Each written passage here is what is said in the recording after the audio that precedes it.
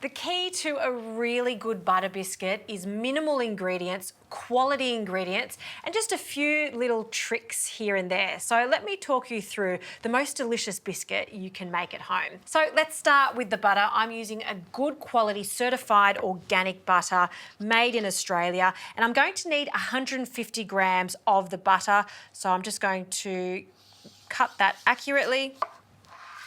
Perfect.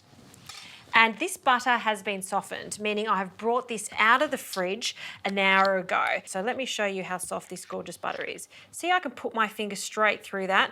That's how soft you need this butter to be for our butter biscuits. So I'm just going to cut it into rough cubes. See how easy it is to cut? Fantastic. And I've chosen to use an unsalted butter for this. Whenever you're baking, you usually tend to go towards an unsalted butter and then add a little bit of salt when we start to mix everything together. So I like to work this butter before I start adding in my sugar. And you can see how lovely and velvety this is and beautifully soft. It's fantastic. All right, in with our sugar. I'm choosing to use icing sugar for this. So in that goes. And I like the addition of some vanilla bean paste. So we just want about a teaspoon. And we'll just add that to this. And we'll give that a mix. Now this is a really basic butter biscuit. So when you want to be a little adventurous with it, add some different flavours, this is the time to add it. I've added the vanilla, but if you wanted to, you could certainly add some orange zest to this, some lemon zest. The list is endless on all the different flavours that you can incorporate into this. And I'm really happy with this. See how pliable it is? And it's fluffy and it's whipped. Onto the flour, I like to sift the plain flour straight over the butter mixture, and this just makes sure we don't get any lumps in our bickies. Right. Now we're just going to slowly incorporate all of that flour, and it looks like quite a lot of flour for that amount of butter, but you just got to work it in. And we have a little milk on standby. I will add a little bit of milk once this just comes together.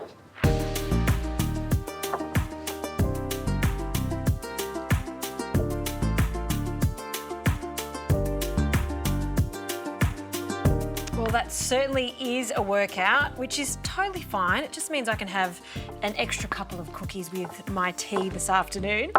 What I like to do is place all of this mixture into a piping bag. I've placed a nozzle into my piping bag, and I'm just going to just cut this. Okay. And this is the easiest way to get this thick buttery mixture into the piping bag.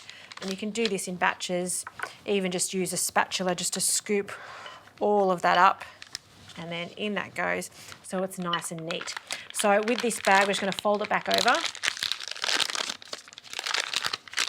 Okay, and just give it a jiggle. What we want to do is just really press that down into that nozzle, and we'll just squish it together like this.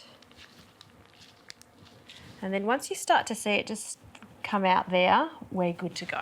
And you can make love hearts, you can make circles, you can make little swirls, whatever you like. I'm just going to make simple circles today. So we'll just dollop that on. And then that's the first little biscuit there. So cute. So I'm going to make a few more of these. They go into an oven about 180 degrees, and they're going to cook for about 15 minutes or until they're just set and slightly golden.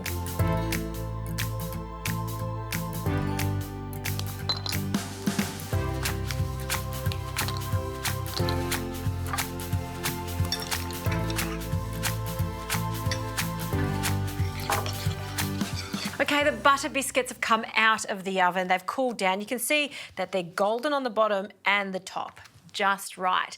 And these are delicious as is. But if you want to just add another layer of flavour, why not dip them in some chocolate? So this is just some dark chocolate that I've melted in a bain-marie, and then dip half your biscuit into the chocolate and let all of that chocolate run off. And this is me really showing off, right? Because I just love the addition of this chocolate. And after you've dipped them in that chocolate, you've got to be slightly patient. If you can be patient, you want to leave them there just so they set. It won't take long, but depending on the temperature of the room, it may take up to 20 minutes. So we're just going to leave them there. But of course, I want to try one of the bickies. So I'm going to try one without the chocolate. Have a look inside of these. Perfect crumb, perfectly cooked.